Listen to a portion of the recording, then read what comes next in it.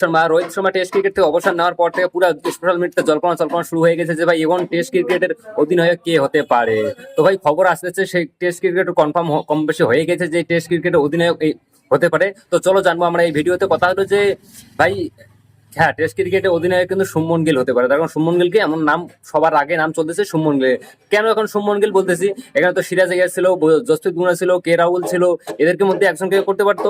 কিন্তু ভাই কথা হলো যে দেখো, টেস্ট ক্রিকেটে যদি কে রাহুলকে করে তো কে রাহুল হয়তো টিম ভালো করে, কে রাহুলের পারফরমেন্স একদম থাকে না। আর জসপ্রীত বুমরাহ সবসময় মানে জসপ্রীত বুমরাহ যদি টেস্ট ক্রিকেটের মানে অধিনায়ক হয় তাকে খেলতে হবে, আর সে এতগুলা ওভার বল করা জসপ্রীত বুমরাহের পক্ষে সম্ভব না। তার কারণ জসপ্রীত বুমরাহ নিজেই একজন মানে ফাস্ট বোলার, আর ফাস্ট বোলার খুব প্রেশার হয়ে যায়। এই কারণে জসপ্রীত বুমরাহ থাকতেছে না। জসপ্রীত বুমরাহ অস্ট্রেলিয়া সিরিজে আমরা দেখেছিলাম বেশি বল করানোর কারণে কিন্তু ফিটনেসে প্রবলেম হয়েছিল, চ্যাম্পিয়ন ট্রফি খেলতে পারেনি।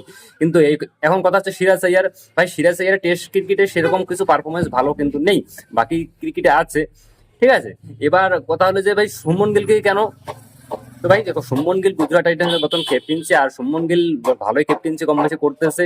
এই জন্য হয়তো শুভমন গিলের যদি টেস্ট ক্রিকেটের পারফরমেন্স থাকে, শুভমন গিল টেস্ট ক্রিকেটের পারফরমেন্স খুবই ভালো, এই জন্য হয়তো শুভমন গিলকে বিসিসিআই দিল। দেখো আপাতত তো একদম পার্মানেন্ট কপ্তান তো হয়নি, আর পার্মানেন্ট হয়নি খালি শুধুমাত্র ইংল্যান্ড সিরিজের জন্য শুভমন গিলকে ক্যাপ্টেন্সি দিয়েছে টেস্ট ক্রিকেটে। এখন পুরাটার মানে পুরাপুরি দিবে নাকি এখনো ঠিক হয়নি, ঠিক আছে।